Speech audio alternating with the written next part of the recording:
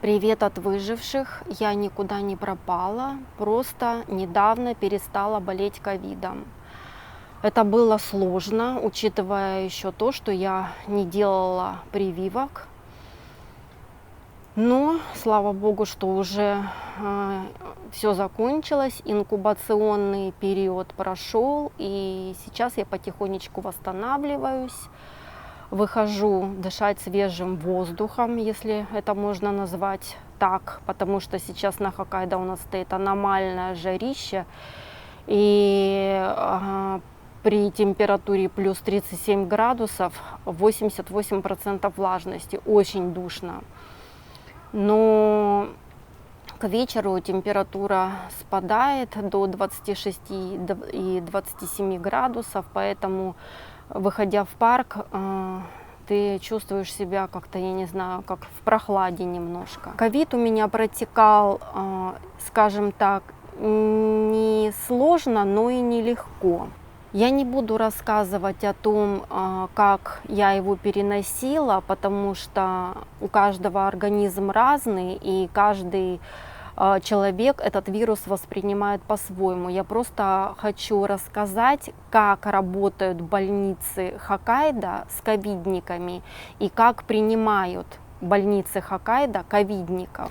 Ковидом я заразилась от своего ребенка, а он заразился от кого-то в школе. Конечно же, как бы я ни старалась обезопасить себя от заражения ковидом, мне в моем случае это не помогло, хотя я старалась, чтобы у каждого была раздельная посуда, каждый ходил в масках, каждый, там, я не знаю, полчаса буквально я обрабатывала спиртом выключатели, ручки и так далее, но все равно это не помогло, и, естественно, я заразилась.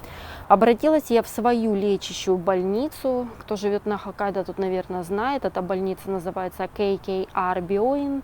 Придя в больницу, в регистратуре нужно было заполнить щоджу. Щоджу – это такая анкета, где ты заполняешь о своем самочувствии, то есть соответствующие вопросы о том, когда у тебя начались какие-либо симптомы, была ли у тебя температура, когда у тебя поднялась температура и так далее. Заполнив эту анкету, я подала ее обратно в регистратуру, предупредив медсестру, что у меня один из членов семьи заражен ковидом. Она сказала: да, все прекрасно, ждите своей очереди. Я, заполняя эту бумажку, просидела в общей очереди где-то минут 15. В детских отделениях, когда ты приходишь с больным ребенком, если они видят, что у тебя высокая температура, они сразу отсаживают в другое место. Когда до меня дошла очередь, они измерили мне еще раз температуру. На тот момент у меня температура повысилась. Они отвели меня в отделение для ковидников, из которого нельзя было выходить до того момента, когда у тебя не будет готов тест. В этом отделении работал всего лишь один медбрат. Он был в полном обмундировании. Он ходил и измерял всем температуру, водил на рентген, делал тесты. В этом ковидном отделении сидело помимо меня еще где-то человека 3. Я думала, что сейчас придет лечащий врач и примет меня, но на самом деле все произошло не так, как я ожидала. Через 2 часа ко мне подошел все тот же медбрат, и он сообщил мне, что у меня положительный тест, и с вами сейчас свяжется лечащий врач. И попросил меня перейти еще в одно отделение. То есть в этом отделении для ковидников было еще одно отделение, состоящее из 3 кабинок, где не было дверей, а просто в каждой кабинке стояло по стульчику.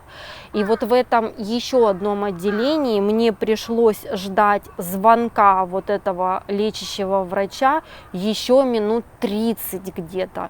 К тому моменту я уже устала сидеть, мне стало плохо, у меня еще выше поднялась температура, и я если честно, то сидела уже на последнем издыхании. Тем более из этого отделения выходить никуда нельзя. То есть ты просто тупо сидишь в этом отделении. И ради чего? Ради того, чтобы не просто к тебе вышел лечащий врач и посмотрел там горло или еще что-то, а просто чтобы он к тебе перезвонил по этому телефону, сообщил то же самое, что сообщил мне и этот медбрат, и спросил, какие лекарства вам выписать.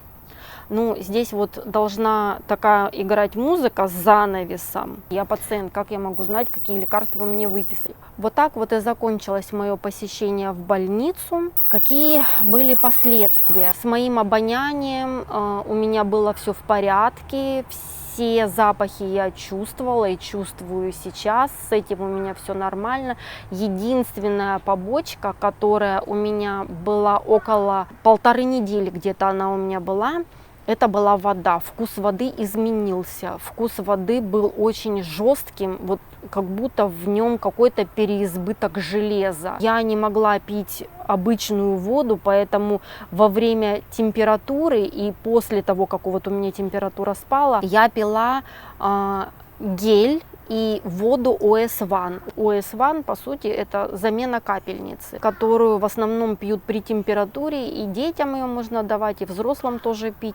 Она, во-первых, насыщает организм влагой, удерживает влагу, там, по-моему, какие-то еще витамины входят. Воду я не могла пить и спасалась только вот этим ОС-1. Вот так вот прошел мой ковидный экспириенс беспрививочный.